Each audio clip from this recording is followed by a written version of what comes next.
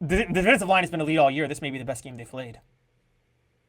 Hey now. I don't have a problem with that. All right. Next on this list, linebackers.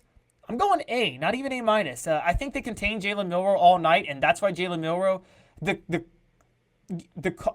goal was simple: keep him in the pocket, and they kept him in the pocket. And you notice if he has to keep throwing from the pocket, he misses really easy passes. Now, in retrospect, that's probably the only way that Tennessee was going to lose that game, and they didn't even come close to allowing him to beat them.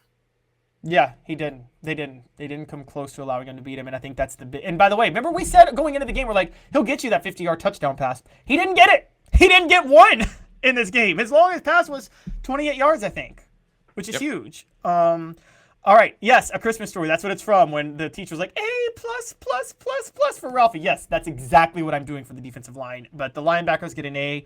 Defensive backs get an A. Did you see any flaws with the defensive back play, Dave? I go A. I can't say A+, but I can say A.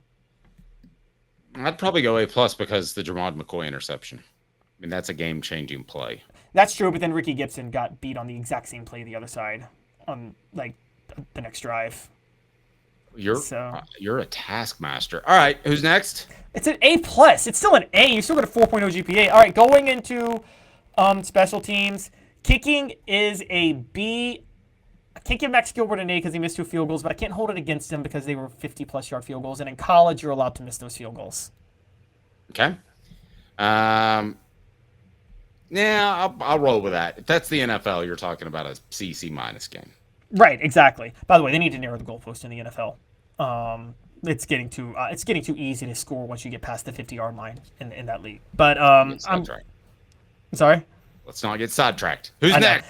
And then next up we got punter Jackson Arnold. Actually, one of the underrated parts, he flipped field position in this game. Jackson Arnold had 2 punts inside the 20. He had averaged 46.5 yards per punt. And Dave, down the stretch of the game, Jackson Ross, excuse me. Punting is an A because Jackson Ross out-punted James Burnett late. That was a huge difference. Yep, I agree with that. It was a defensive battle. Hey now. All right, yep. Who we got left? And last, we got the return game. Just one return, but it was for 18 yards by Cam Stelton. It was actually average return, so I'm just going C for it because there wasn't anything special.